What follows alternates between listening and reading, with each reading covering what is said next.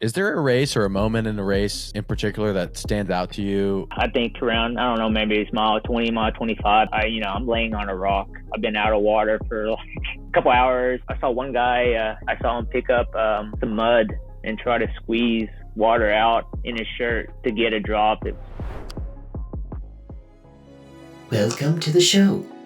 Thank you for taking part in this immersive listening experience. A meaningful existence is a moving target that, no matter how close, will always be out of reach. We hope this message finds you with an outstretched hand. As we attempt to uncover complex truths, remember, life's toughest questions can be answered if we all just focus on one thing: being good people. Hello, everyone. Welcome to Good People, episode 25. Today, I was joined by Greg Sisengrath. He is an ultra runner and an ultra running coach in the Dallas, Texas area. We talked about how he got his start in ultra running, his philosophy on coaching, and some of his experiences and lessons learned along the way. Before we begin today's episode, if you are watching on YouTube, please like, comment, and subscribe, and turn on notifications so you don't miss our weekly episodes. While you're watching, if you really enjoy the episode, please share it with somebody you know. It really does help us out a ton. Enjoy the episode. All right, Greg. Well, welcome to the show, man. I appreciate you doing this. Appreciate it. Happy to be on. Let's get started with a quick 180-second rundown of Greg. Okay. My name is Greg Sisengrath. I'm a ultra runner living in the Dallas suburbs, Allen, Texas. We say Dallas because no one knows where Allen is. But I'm again, ultra runner, also a running coach and co-founder of a local trail running group here, Team Durban Vert. Found running late in life, but it's kind of my whole world. So everything running, mostly trail running, a little road running, just because we have to. But yeah, father of 3 teenage daughters, a couple in college, so whole different life there. But yeah, that's probably the short and simple. Very good. I'll tell you a quick story. I can't remember when I started following you on Instagram. I think it was like 2019 or 2020. I can't remember if it was before or after I did my first ultramarathon, which was a 50 miler. But anyways, I come across your stuff. I'm following along, using a lot of the educational content that you put out for me I come from the strength and conditioning world. I'm a CrossFit coach, and ultra running is just like, I dabble in the dark arts a little bit, and you as a resource, especially from the side of, and we'll get more into this, the importance of strength training, mobility work, stuff like that. It was an intensity to not overexerting yourself to hit a certain amount of volume and, being smart about training. And so I found your profile, kind of go through these things. I had even reached out to you at one point during a training. I can't remember for which race it was, but I was dealing with plantar fasciitis. Okay. And you sent me like this yoga routine. I think it was like a really simple thing. And I started doing it and it made my feet feel a lot better. And last year, I'm towing the line of the Grindstone 100, my first 100 miler. And I turn around and I see this guy standing there. And I'm like, man, this guy looks really familiar. But I couldn't put my finger on it. And I was like, I swear I know this guy. And we take off. In fact, the starting line goes and everybody starts running, and you and I were at the very back of the pack. And, as you do in an ultramarathon, we sort of walk across the start line. And I heard somebody say, and I'm 95% sure it was you, say, we're still starting too fast, like kind of jokingly. And then we run the race, whatever. It was somewhere around like the 50th mile after the turnaround. I think I was getting to the turnaround and I was passing you as you were coming back.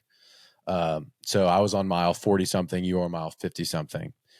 And we passed each other, we waved, good job, man, whatever. And then it clicked in my head as soon as you passed. I was like, oh, like this is the guy that I've been following on Instagram for years and years. That's cool that he's doing this race.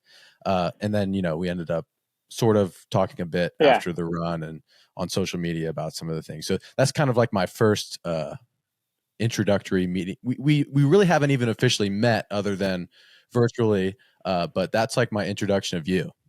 That's funny. To be honest, I probably don't remember the PF part. But I definitely, it's something that I've had to deal with throughout my building up into ultras. So, and it's you probably know very well now that it's a pretty common overuse injury. But yeah, that's a funny story on Grindstone. I'll share another one. It was very early in the race, and I was, as we're packed in pretty tight because everyone's, starting to climb. And I'm talking to someone else, and then someone asks, "Are you Greg?" And I was like, "Yeah." And I don't race a lot on the East Coast, so I'm not expecting to recognize anybody. But they apparently had recognized my voice from another podcast, which is probably because I don't have a radio voice. I don't have the deep, smooth voice like you do.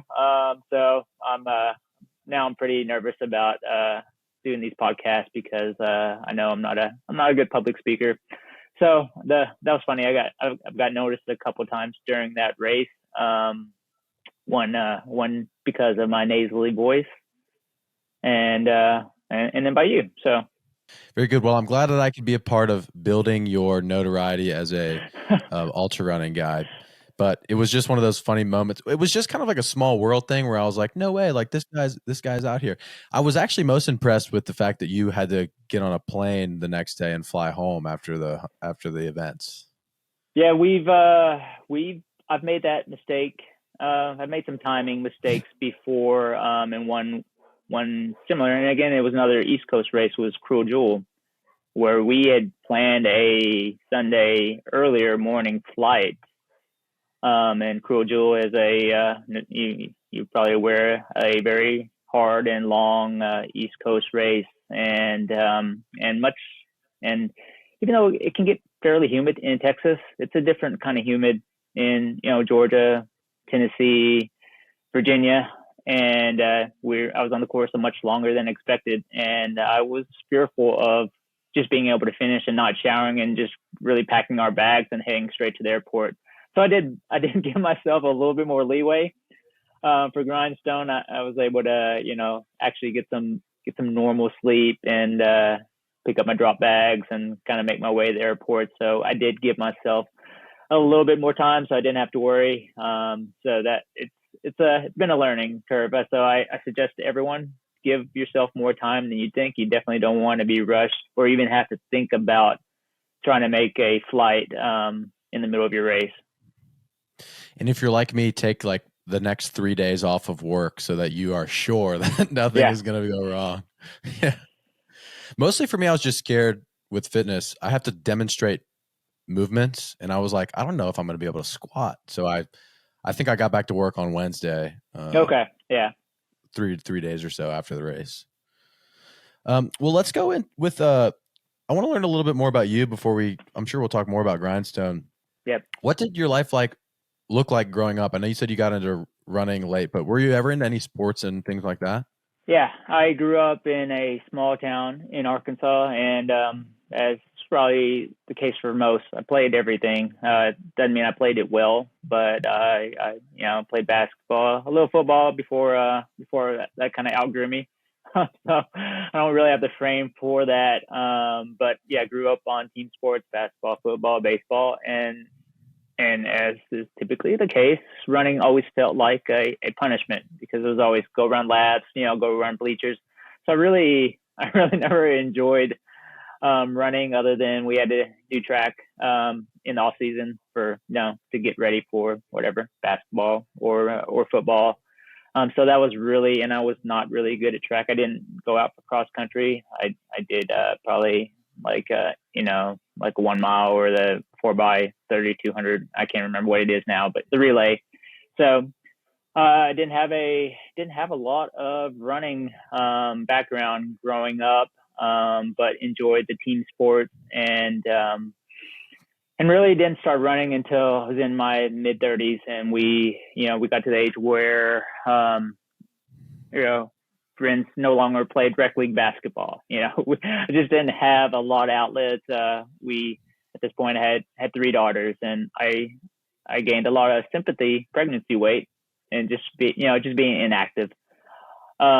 So I started eating better and playing tennis. And then my wife would always run around the track while we were playing tennis, or she'd run around the tennis courts. And I thought that was always ridiculous. Why is she doing that? Running laps. And I tried it, and I can still remember the first time we ran. I ran the quarter-mile block around our house, and I told her, "Hey, I ran the whole quarter miles, and I didn't stop." And she didn't believe me. And once I just started becoming more consistent with it, I found that I enjoyed it. And once I started training more, well, not necessarily training, just running more, I had a friend that we went to college, together, and he said, "Hey, we should both do a half marathon." I had no idea how far a half marathon was, but I said, "Yeah, let's do it." And that was it. Started running, building up with the half marathons, and once I found trails, it was full tilt toward trails, and then once you get involved in the trail community, everyone wants to do ultras. So that was it. Found it late in life, but I think it kind of gave me probably juice is the right term, that I hadn't had in a while. We did that half marathon, and people were out there watching other people run, and I thought this is just kind of the coolest thing. I can't believe anybody's out here, supporting other people. But that just gave me some excitement, and something I hadn't had since really high school, or at least when my wife would watch us play rec league basketball. So it really reinvigorated my I love for fitness, and just really kind of changed my life. It's crazy to me how similar my story feels to yours. I, like everybody, played similar. I played a bunch of sports growing up, mostly soccer. I was the relief guy that played 5 minutes at the end of every half my whole life. Like I never made the starting lineup, save for a couple years in my early teens when I got cut from a soccer team, and then I went and played for a worse soccer team, and I started for them. It was, okay. And then it made me feel good, right? But, I finished high school, didn't play sports anymore, kept up with my fitness, was really getting interested in the gym and how that worked, and strength training. And my roommate in college, we went to high school together. He was on the cross country and track team, and he was like, "You want to run a half marathon?" And I was like, "Okay." And so we signed up for one. It was through that. I'm sure you've seen it. I think the documentary is called "Where Dreams Go to Die." It's Gary Robbins at the Barkley Marathon. Yeah. Just ended up on my YouTube recommended, and probably like most people, the first time you see something like that, I did not even know it was possible to run 100 miles at one point. And that sort of became like in my head, I will do this one day. Like I'm going to do this.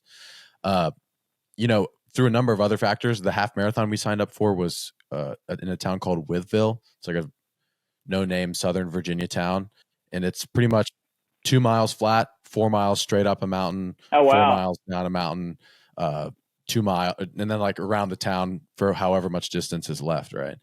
And so it wasn't a trail run, but it was sort of in the same vein of like tough road that races. Kind of Vert is the right vibe. Yeah, and I just got involved in that community, and sort of through that, I realized that you don't really think that 100-mile races are as common as they are. And I guess maybe because you and I are around it, we think they're more common now, but I recognized how big of a running community there was around me, and I just sort of started getting involved with that. I did my first 50-miler in 2019, and I trained for a year and 6 months for that, which was way too long. And then by the time I was done, I wanted nothing to do with running ever again. And then 2 years later, a buddy of mine was like, "Hey, you want to run 100 miles?" And I was like, "Well, I always said I would." And then I sort of started getting back into it. But that's very interesting. That's a very long training cycle for one race. Yeah. I actually just sort of similarly after Grindstone, I haven't really run a whole lot. I'll do like an occasional long run on the weekends. There's no structure though. That's kind of the nature of CrossFit. I've been working out 5 or 6 days a week since then, but running, rucking here and there, I've been doing that. But just recently in the last couple of weeks, I've kind of got back to the structured, at least once, if not twice a week, endurance focused workout mostly rucking right now, but I plan on turning it into long running. And my whole goal with this is in about a year, building myself up to a point where I can just say, I'm going to train for this race in like 12 weeks and just fine Yep. tune some things and then be ready for it. Yeah, and that kind of, I'm probably getting way ahead, but that kind of encapsulates my training philosophy, my personal training philosophy for me. I want to have a balanced training load where if someone says, "Hey, let's do this race," whether it's a 100-mile mountain ultra, whether it's a long bike ride, whether it's a super long ruck event, or even if someone tried to talk me into high rocks or a deca fit, I feel like if you give me 6 weeks, I might not, I'm not going to win, but I'm probably gonna at least not embarrass myself. So I feel like I can be ready for any kind of adventure that comes along. So that's kind of where I am now. I've done a lot of cool stuff, but I also want to continue to be able to do a lot of cool stuff down the road. And I never want to be at a point where, okay, I just don't like running anymore, or I'm doing too much of one thing where you set yourself up to get burnout. But I found doing and again, it's kind of unstructured. It's a structured unstructured, but I think the balance training load has helped me maintain a good level of fitness, and again, just being ready for whatever is next. Yeah, and I personally feel like I had two polar opposite experiences with my 50 miler and my 100 miler. Again, my 50 miler, I prepped for a year and 6 months. I ran it in Nike road running shoes that were like Oh, wow. 3 years old. I like didn't know anything at the time. I was like 19 when I did it. I knew nothing. They were so narrow, by the way, too, that I unlaced the middle section of the shoe. Yeah. So like my foot felt fine when I ran. And I just was like, I had heard that you're not supposed to change your shoes before a race. And I was like, okay, so I'll just run a year and 6. I probably put 1,500 miles on those shoes. Seriously. It goes to the quality of those Nikes then. Well, I don't even remember the name of what they were. But anyways, for my 100 miler, Yeah. I had gone from pretty much 2 years of running 1 to 3 miles per week, and I prepped for Grindstone in 9 months. It was like I made the decision. 9 months later was the race, and after my 50 miler, I probably didn't feel right for like a month. Like I felt horrible. I still had like weird nagging pains that just like shot up my legs when I walked. With Grindstone, I was full squatting. I wasn't doing any weight, but I had full mobility like 3 days later. And so, I mean, there was still some swelling and things like that. But to me, going away from that, I just recognized that the training difference was what the biggest separator between those two experiences were. Yeah.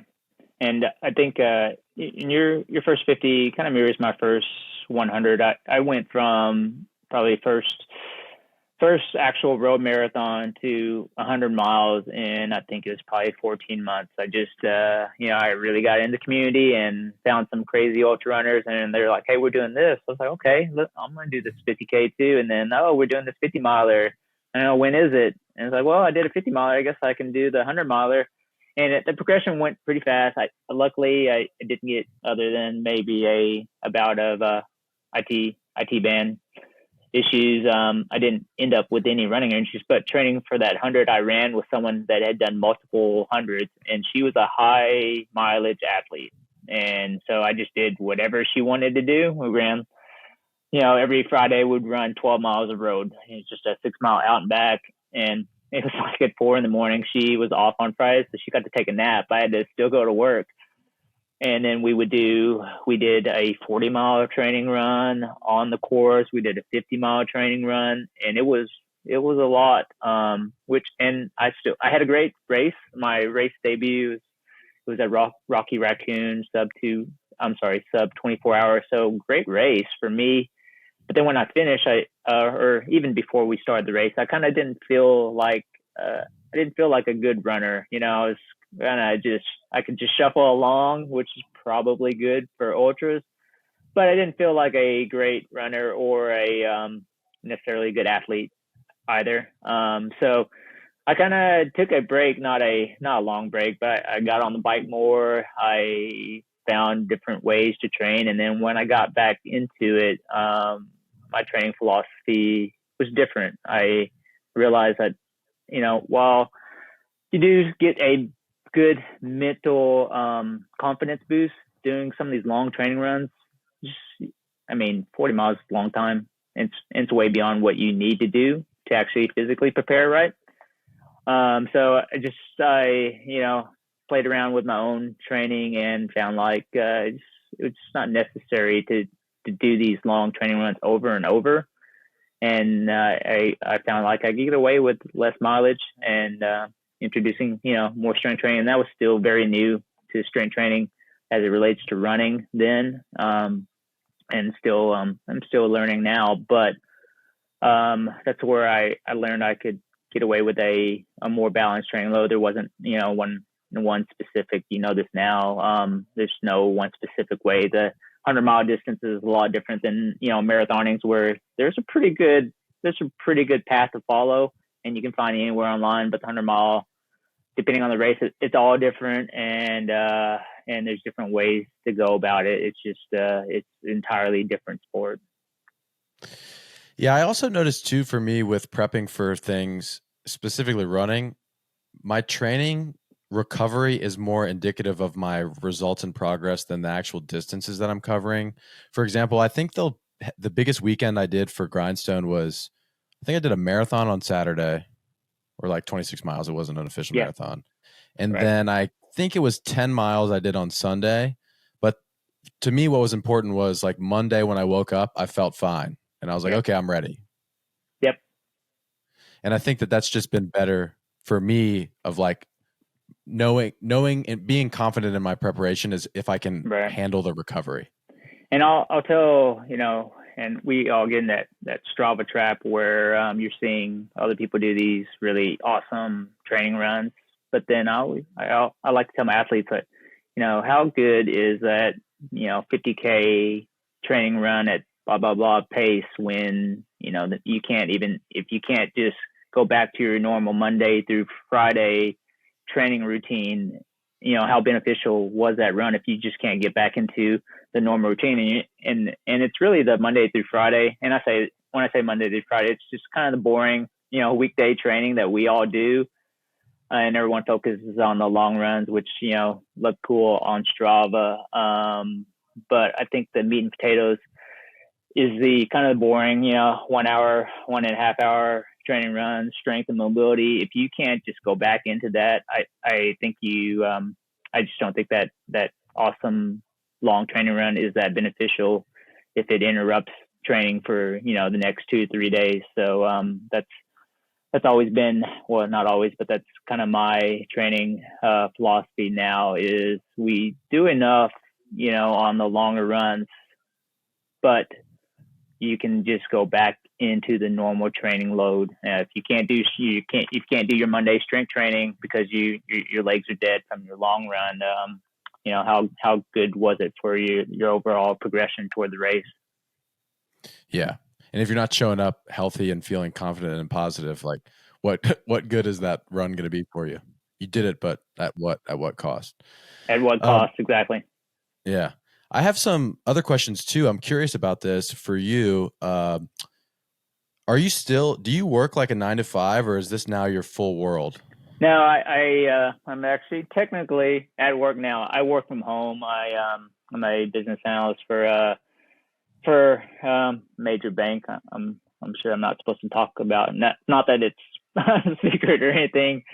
But I have a regular boring 9-to-5 job. But again, I'm able to work from home on most days, so it gives me the flexibility to train and to side gig as a coach, and do the fun stuff like podcasts. So it's been really good. As you allude to, I coach on the side, and that's kind of been a full-time, part-time job. I have about 40 to 50 athletes, so that keeps me pretty busy. I definitely probably, well, not right now since, again, I have two girls in college and one in high school.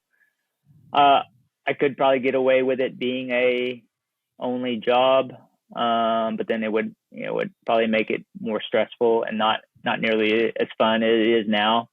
So I'm lucky to have a flexible day job and be able to kind of balance the two worlds.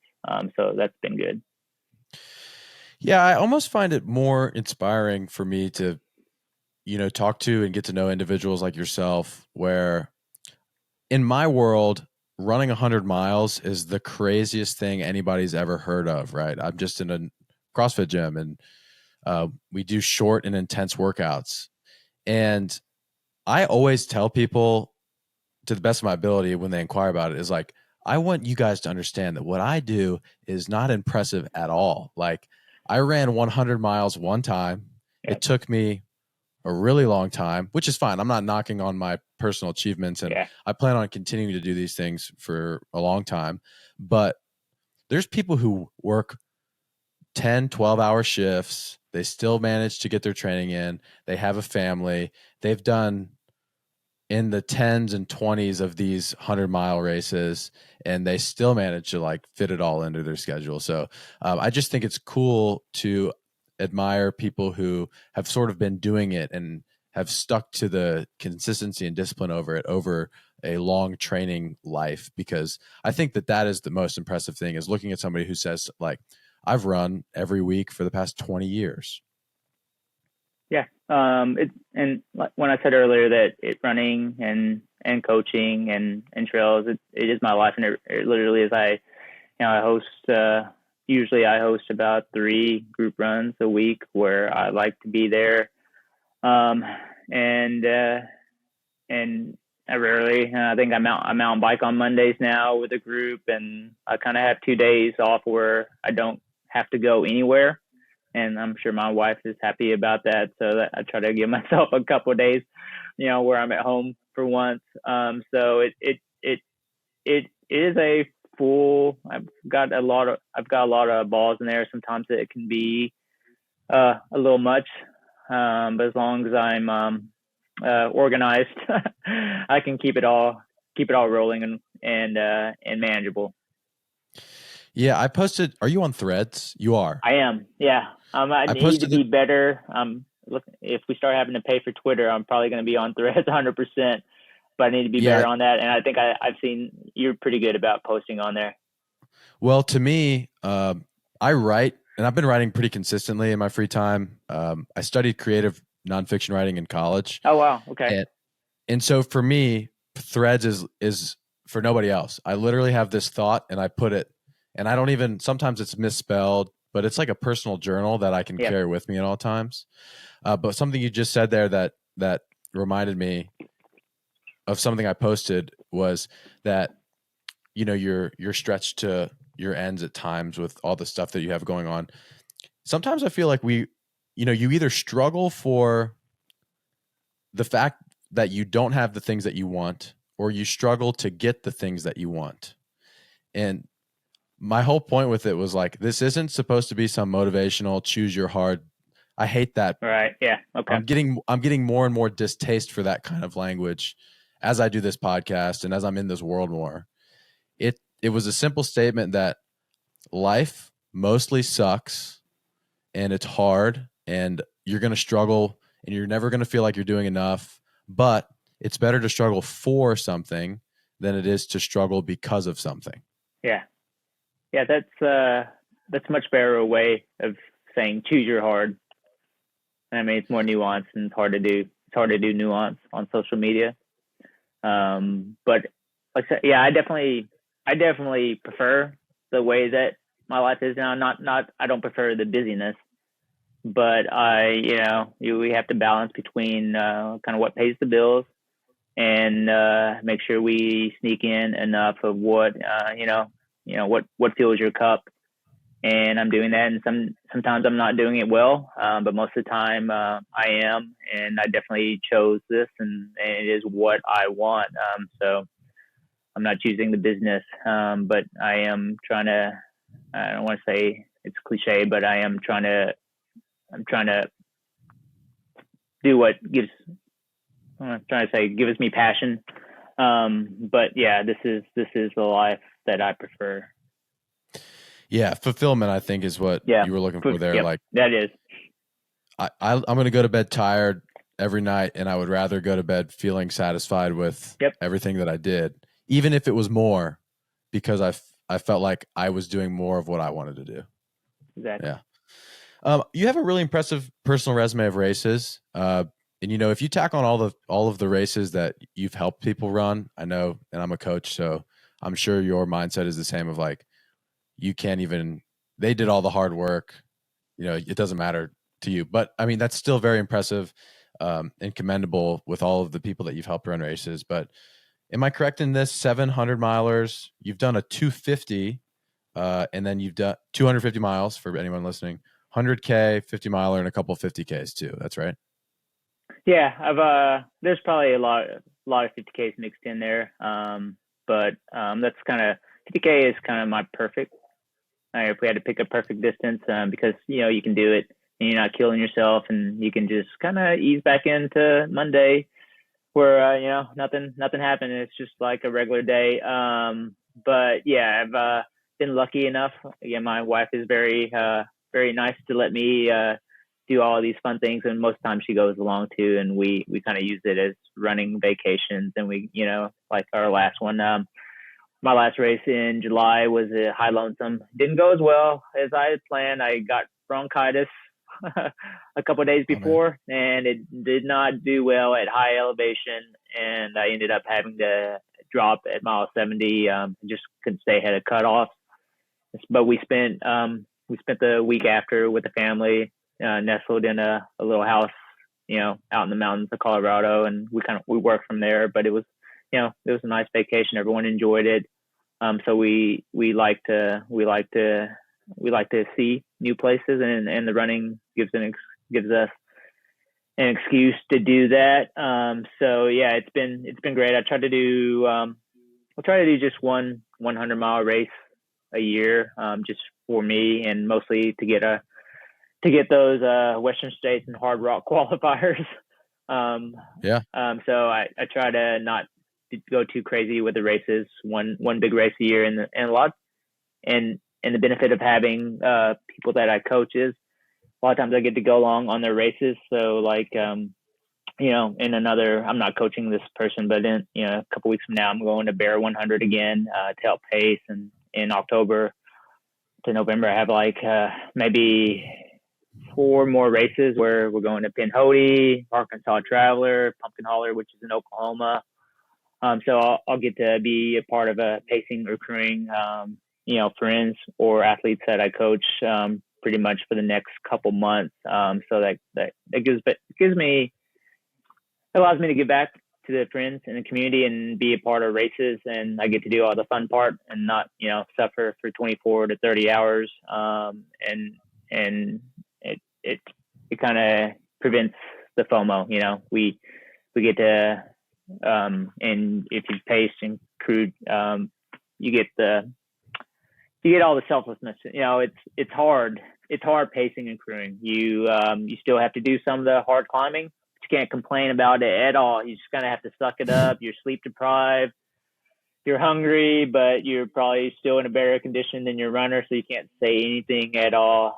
But you get to play a small role in somebody else's success, and that gives me more than my own finishes. And I'll say it over and over. It's my favorite part. Yeah, a couple months ago now at this point, I crewed for a friend of mine on her first 100-miler, and it's hard, man. Like it is. I don't know if I would rather run it or if I'd rather crew, because it's the same amount of sleep deprivation to a certain extent. In fact, at this particular one, what's funny when you said you can't complain is I couldn't find my trail shoes, and so I just wore the ones I wore for Grindstone that were like way too old. Like I trained for Grindstone, the majority of it with these, and I did like a 10-mile section just after it got dark. And by mile like 5, my feet were killing me, and I was like, "Just don't say anything. Like you can't." But so that's funny that you bring that up. I'm actually also doing an aid station for Grindstone this coming weekend. Which one? They changed the course. I don't know if you saw Yep, that. I did. And I don't know if you know, but I'm going back. Oh, I'm going this back year? to Grindstone. Yeah. I want to get another Hard Rock and Western States qualifier, and it was the only one that was going to work with my schedule. I don't like to repeat races, but don't really have a choice here. So I am the one benefit now is a different course. So we're really not repeating the same race. It looks to be, with a different race start, and I can't remember all the aid stations last year, but it does look a lot different. Some of Yeah. the aid station names sound familiar, right? But different start and some other differences. So maybe a little bit less gain, but we'll see. We're at Lookout Mountain. It's mile Okay. 38, I think. Okay. And I think you'll only see us once. Yeah. Yeah. Wait, I'm curious about this. Do you have to? You say you're doing it again for Hard Rock and Western States. Yeah. Is it to achieve like a certain time, or is it just to like add a No. list? So this is it's a funny story. You no longer have to qualify every year to keep your tickets, and I overlooked that, and I was afraid I was gonna, I've got like 7 years of Hard Rock tickets, and I didn't want to lose them. And I know Western States you get a deferral year, but I think they go for 2 years now, so I don't necessarily need it this year. But I'm already committed, so I'm in. So I'm a lot better about planning my athlete stuff than I am myself. So I was like, I need these qualifiers because that's what I think about every year is I gotta get a qualifier, and I went ahead and signed up, but I don't necessarily need them. But I want to go ahead. I'll get it knocked out, and again, having a new course, a new start, and some different views will be fun. So it won't feel exactly the same, but I think the mean climbs in the middle are the same. So that'll be there. Yeah. I got to do better at those this year. Well, man, that's awesome. I didn't know that at all, and I'm excited because I'll get to see you out there. I just spent like $500 at Costco yesterday on supplies. Well, I will. I'll take some of that off your hands. Yeah, we're this might I don't know how. I know your gels are kind of the way that you go. Are you coming by yourself this year again, by the way? I am. Yep. Okay. Yeah.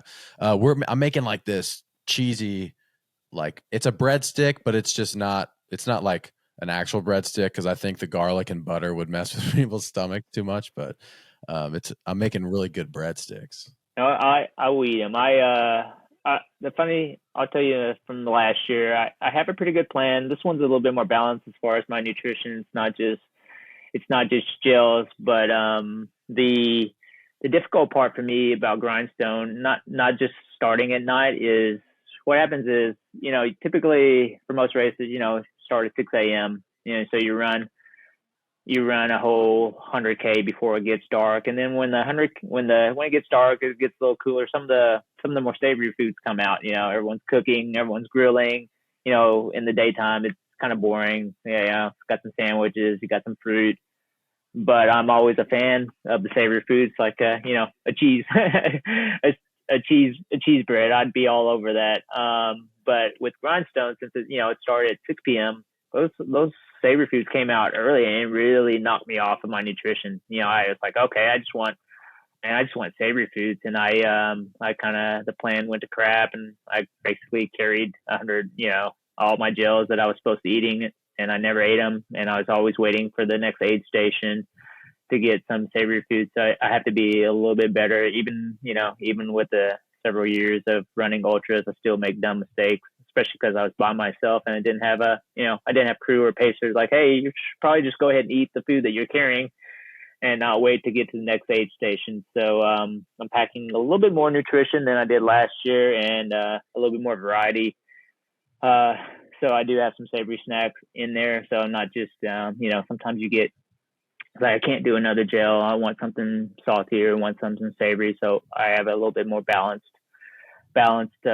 plan, and hopefully and I stay with it before I get to nosh on some of your cheese bread. Yeah.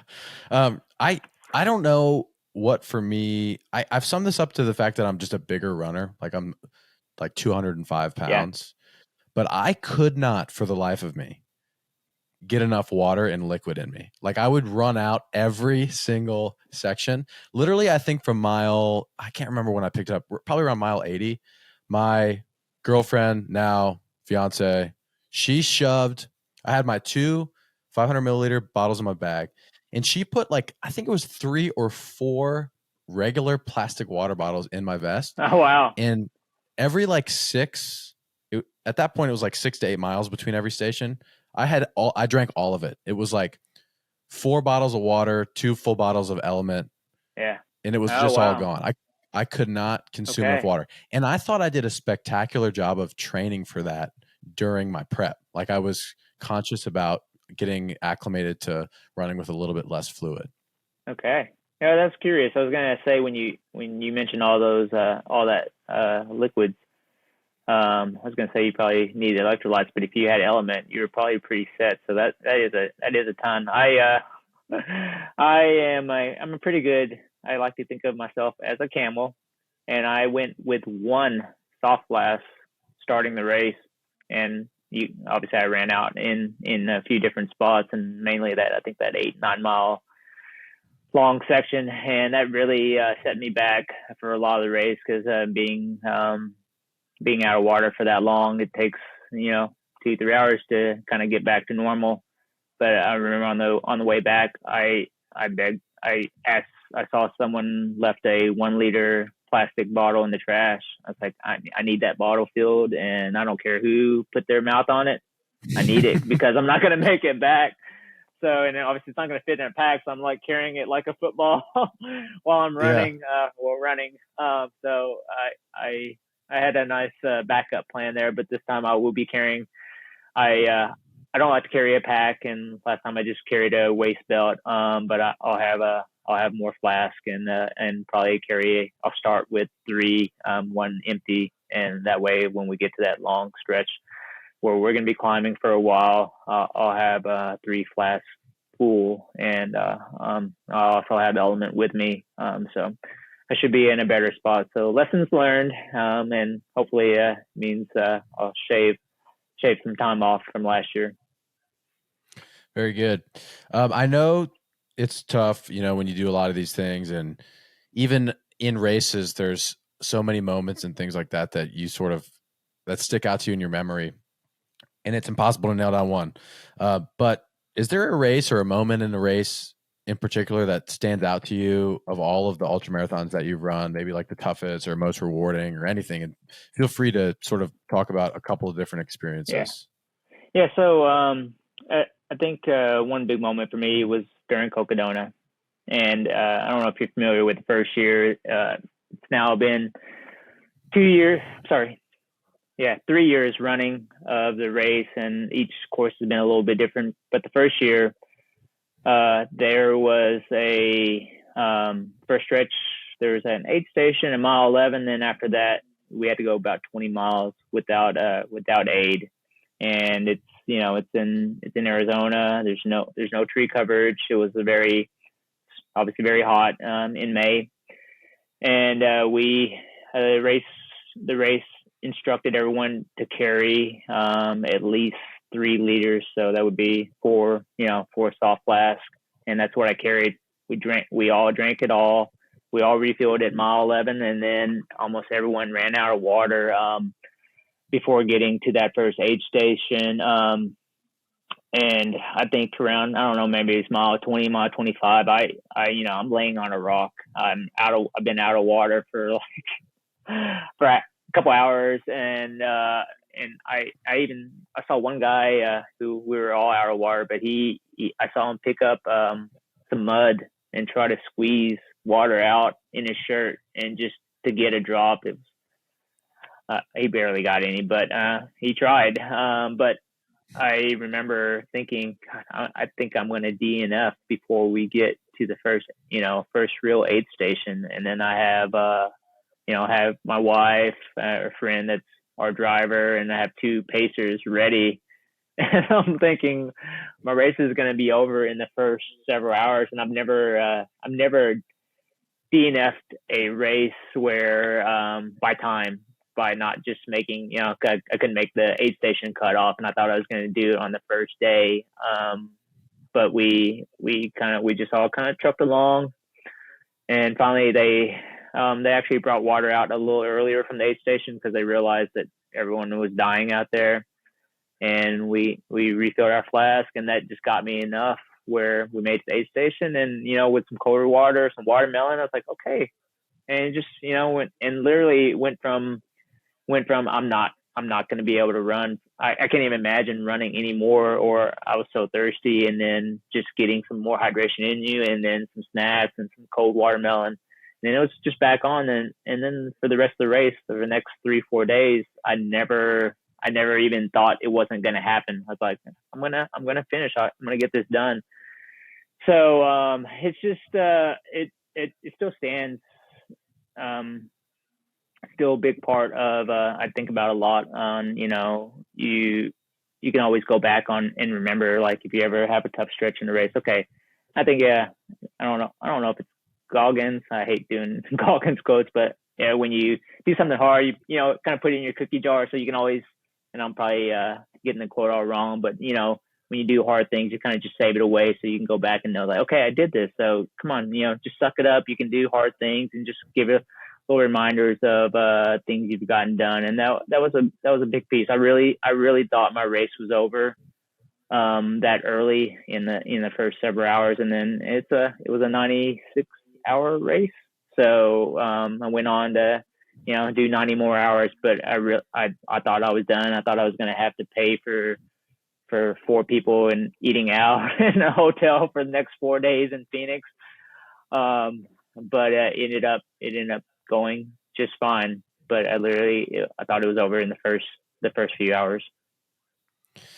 Yeah, that made me think specifically from Grindstone. That's probably the race that I pulled the most experience from, just because it's the most recent and the most challenging one I've done so far. But I came up with this term afterwards when I was writing. I did what everybody does on their first ultramarathon, and I did a little race recap. Yeah. I like to think that mine was better than most people's. I really took some time. I think it's like 20 pages long. Wow. Okay, I'm gonna have to find it. It's on my highlights on my Instagram story. You can check it out there. It needs to be edited. Anyways, that's an aside. But I came up with this term, and I use it all the time now.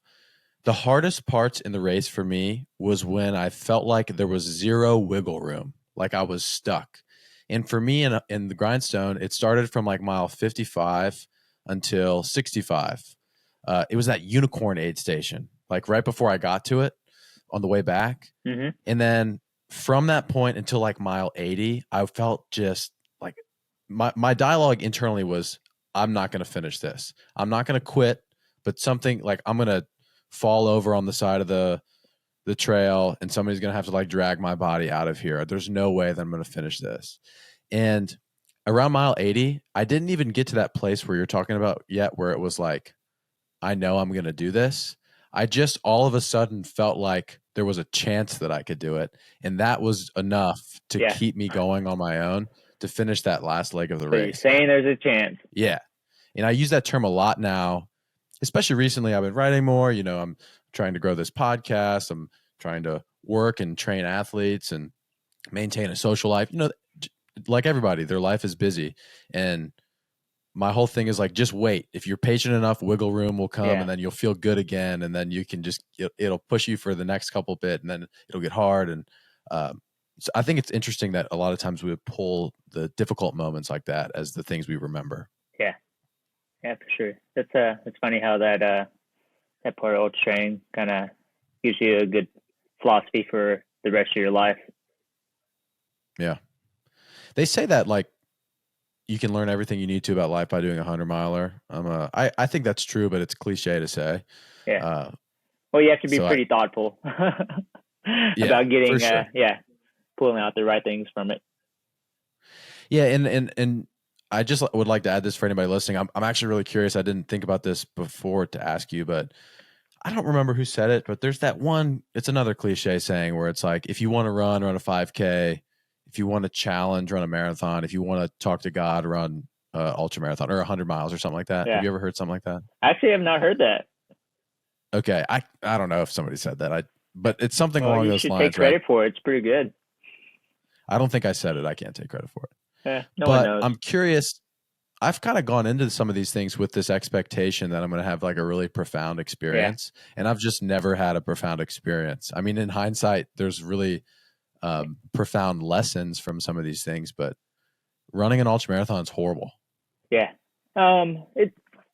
Yeah. I think for me, I have a pretty even-keeled personality, and I think it's beneficial for these longer races where things go to crap. I'm like, oh, it's kind of crappy, and like, we'll deal with it. But also, I never have I have a friend that when we finish 100 miles, she has to be alone for like 5 minutes so she can get a good cry out, and the finish line experience is awesome. Just watching her finish, so like I'm very excited for her. But we finished the same races. I'm like, okay, well, that was it. Yay. And so I don't have any big highs, so I don't have any profound experiences or like, this was fantastic. But I also, when things are crappy and or things really suck, I don't really get too low either, so I don't have to dig myself out of a huge hole. So I think it's probably more beneficial when I'm doing these races, but I don't get to take away I had this wonderful moment where I felt this. It's just it all kind of melds into one. So there's definitely drawbacks to it. But I think for me, having that kind of even-keeled personality really helps for my ultras. I just don't get any cool finish line vibes. So that makes me feel a lot better. When I crossed Grindstone, the guy who was like handing out the buckle and the little coffee cup that we got was trying to be super excited for me. Like, congratulations, got like awesome job, guys. And I just like shook his hand and grabbed it. And I was like, yeah, thanks, man. Thank you. And then he said it again, like, great job. And I was like, yeah, cool. Thank you. And, I mean, I don't want to make it, I don't want to make it feel like we're discounting the experience. It definitely, it's still, you want to say that the accomplishment wasn't worthy of, and awesome. I just don't always feel it. I think I took the buckle and the coffee cup and I went inside to get something, went inside the cabin to get something to drink and sat there for a little bit, and then I got in my car and went back to the hotel. But yeah, it's you definitely, when you look back, you can put it in the right perspective that we did a pretty cool thing that most people aren't doing. But I just never feel, I rarely get that elation. I cried at the end of Cocodona, because it's a long race and we had a long stretch into town. So I felt like I had more time to get the emotions building, and I knew my wife was going to be there and friends. So that was a little bit different. I just couldn't hold it back. And luckily I was wearing sunglasses so no one could see the tears, tears in the video or the photos. But yeah, it's in most cases I've not had the kind of fun or cool big emotional finish lines. I'd like to have it, but most of the time I think that sometimes too. But you're right. It doesn't. I don't think more positively or negatively about an experience because of that at all. It's probably up there in like the most. The ultra races that I've done are in the for sure top 10 of all of the things that I've done in my life, and so it's not to discount that at all. It's just, I don't know exactly how to pinpoint what I'm trying to say, but I'm the same way. My personality is very even keeled. I don't have a lot of highs. I don't have a lot of lows. I've said that before on this podcast, and finishing a race to me is not, I didn't cry either. It is what it is. Yeah. With running, something that you said that piqued my interest was you only had like the one DNF recently, right? I've got now 2 DNFs. I DNF'd at Wasatch 100 a few years ago, and I'll caveat because 3 weeks before I was mountain biking and I went over my bars and I cracked a couple ribs, and so for the 3 weeks leading up to the race, I couldn't run at all, and I kind of just I walked and did some easy spins and didn't do much. And I was hoping I could make it to the finish line. I did go, I think, to a chiropractor, and they kind of pressed on it, and I always just thought that if I really broke a rib, it would probably hurt a lot more. I definitely had trouble rolling over in bed, so it did hurt. But it didn't hurt enough. I still went to the race. I made it to mile 70, and I got to the point where, we were at a ski resort aid station, and we were getting ready for the night. So I was putting on my cold weather layers and tried to slide on the long sleeve shirt. And once I raised my hands over my head, like, and I kind of felt a really good pain. And whether it was like the 10, 15 minutes that I spent at the aid station kind of getting ready, and I started climbing up, and I was having trouble breathing more, and the pain was a little more acute, and I was crewless at this race as well. Well, I had some friends there, but they weren't responsible for me. They were crewing for her. And we would get to, it was a stretch where you leave this aid station, you're kind of committed for 20 miles because there's aid stations in the middle, but it's one of those where you can't drop there. If you drop there, you're kind of stuck in the little canopy, and you're going to have to wait until they tear down the aid station before you can get a ride. So all these thoughts are going through my head, like, man, you're about to be in the dark for several hours by yourself. You're going to commit. You don't have cell reception. I started weighing the risk, and that was probably one of the first times in a race, and maybe the only time where, I thought I was actually in a little bit of danger. Something bad could actually happen where if you really can't breathe, you're putting yourself out here, and I started thinking about my kids and my wife back home, and I can't call them. So all that went, and I went up and down the mountain a few times thinking, okay, just go back down. Let's be safe. And I was like, no, suck it up. Let's go back up. And then you start climbing up and like, oh, I can't breathe. And so I did that a few times, but I ended up going back down and dropping at the aid station. And I made the decision, and then I sat and I was able to call the friends that were crewing, say, hey, is it possible for you to come pick me up? He said, yeah, we can be there in an hour and a half. So I sat there for an hour and a half just watching people come in. And some of them looking pretty rougher than I looked at the time. And some of them ended up still finishing because I wasn't in danger of cutoffs. I was actually scared. I was scared I was going to hurt myself or do something that, that would cause some long-term damage or regret.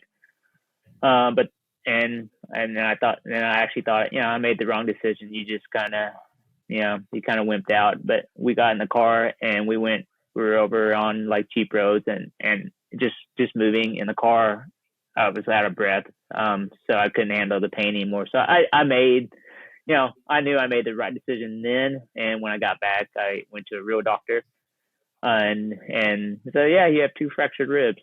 So I was like, okay, I guess I wasn't being, I wasn't whipping out. And so that's when people talk about when you should DNF, it's hard to sometimes tell the difference between you're not having fun, or this is uncomfortable, or this is pain that is, could cause either long-term harm or, jeopardize your health at the immediate time. So that was definitely one of those. And in hindsight, probably shouldn't have gone to the race, but I still made it 70 miles. And, it's Utah. I wanted to see Utah. Trip was paid. We're going with friends. So I made the trip. But yeah, that's one of my 2 DNFs. One due to cracked ribs, and another just due to bronchitis. So I need to go back to both because they're both great races in Wasatch and High Lonesome. Mm. Yeah, and I hear that too. And I know people in the community that just like sign up for 12 races a year and just drop at the first sign of discomfort and pain, and like, oh, I'll just go to the next one. So I think that, over what's it been, a decade, right, for you? Yeah. Yeah, over the decade, 2 DNFs is probably a pretty decent track record as far as I'm concerned. Yeah. and I think it's important. 12 races or 12 big races is a lot. And you really, for all these hard ultras or even anything past the 50K even, or marathon even, you really have to have a strong why. And if you know that, I'm just doing this for fun, or we're all doing these races for fun. But if you give yourself out knowing that, okay, I got to race, in a couple weeks, that's just as cool. And you're really not committed to this race. It makes it easier to make that decision to DNF. I like to tell people, and this is always a depends thing where, when should you DNF? It's like, well, you should DNF when they pull you off the course, when you can't, when you time out. That's not always the case. And there's always some other circumstances around that. But I think if you don't have a good why for the race, it's easy to drop when you're not having fun. And to be honest, you're not going to be having fun for most of the race. You meet some people, it's fun, you get to enjoy it, but most of the time you're going to be by yourself, and it's like, crap, I've never not been in a race and not regretted signing up. Like, why am I doing this? I could be at home, or I could have done grindstones, the bad case, because they don't have shorter distances they do now. But, you could have, why did I do this 50K? I could have done the 25K, and I could be back drinking beer while everyone else is suffering. So I've never not wanted to drop during a race or let the thought cross my mind or regret it. Like, why do I need to do 100 mile every year? I should be doing something else. But then I'm done. I'm like, okay, that wasn't so bad. let's do the next one. So yeah, it's a never ending cycle. Yeah, and then you recover from it, and long enough time passes, and then you just completely forget about how it felt, and you're like, I can't wait to do the next one. Especially if if your training is going well and you recover pretty fast the next day. If it's your first and it takes like a week or two to recover, you're definitely not excited to get back to it. But like you said, after grindstone, you're back at work, and at least being able to do a full squat. So it makes you easily forget all the bad parts of the race and want to get back to it. Yeah. Final couple questions here. What is something that you would like to accomplish still, maybe as a coach or a runner yourself? Even though I said I've given up road running, I still coach marathoners. And, when it gets close to Boston, I would still like to go to Boston, and, still, bucket list for almost most runners. And I'd still like to give it a shot. I think in another couple of years, I'll be 50, and it'll be a little bit easier for me to get qualifiers. Although, the more and more people qualify, the tougher it is to actually get in, even if you qualify. So, that's something I'd still like to do.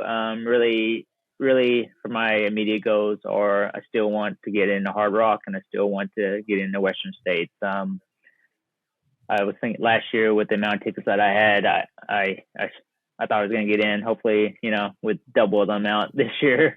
I think I have like 100 and whatever the map adds up to 128. So I should be in this next lottery draw. So, but those are the big things. I want to get into Western States. I want to get into Hard Rock, and then once I have that, I'd like to get back to the 200-mile distance. But those with the 200-mile distance, that's like a year's worth of racing for me, because I take my wife. I have a couple in the Pacers. I can't do the Triple Crown at 200s. It's tough. I don't know how people do that. It was a big thing. So I'd like to do another 200, maybe, not maybe, but Tour de France. But that would be a trip to Europe. So that might be 2 years worth of racing for me. So that's more long-term. Immediately, let's get Western States and Hard Rock out of the way.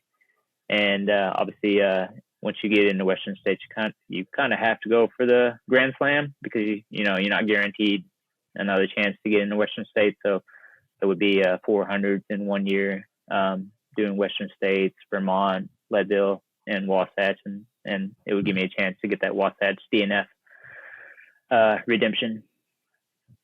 Yeah. Where can people find more from you and the content and stuff like that you're putting out? Yeah, the easiest, the easiest way is Instagram, Ultra Ninja Runner without an E. That's where I put most of my content, and it's easy to link to, the running club that I have. I do a lot with Team Dirt and Vert, and it's literally at Team Dirt and Vert. So we do we do a lot of trail running content there. We try to do some podcasting, but it's just, that's not something that I have the time commitment for. So and occasionally when we have some special topics to talk about, me and Jen Kirkpatrick, who's our other co-founder, we'll start that going. But she's now got a freshman in college, and she's busy following her around for her volleyball games. So it's tough to find time, but we're not nearly as polished as you are. It's Instagram's the easiest part, and you'll be able to link to anything that I put up there. Yeah, well, thanks for saying that. I have nothing to do with how polished this looks and is, but I would just reiterate that the stuff that you put out is awesome. It's been a great resource for me. I know it'll be a great resource to anybody listening that is interested in not even just ultra running, but running and fitting it into a schedule in a healthy and productive way. No, I appreciate that part. The part that beyond the running, it's important to me to try to set a good example for balanced training and longevity in both, not just running, but athletics and fitness. Very good, Greg. Well, this was a great conversation. I'm glad we had the opportunity to get to know each other a little better. I'm excited to see you this weekend, which I've never said on a podcast before. If there's nothing else to add, man, we'll leave it there. That's it. I appreciate the time. Happy to be on. Thank you guys for listening to this week's episode of Good People. If you're on YouTube, please like, comment, and subscribe, and turn on notifications so you don't miss our weekly episodes. If you really enjoyed it, please share it with someone you love, perhaps your grandma. We'll see you next time.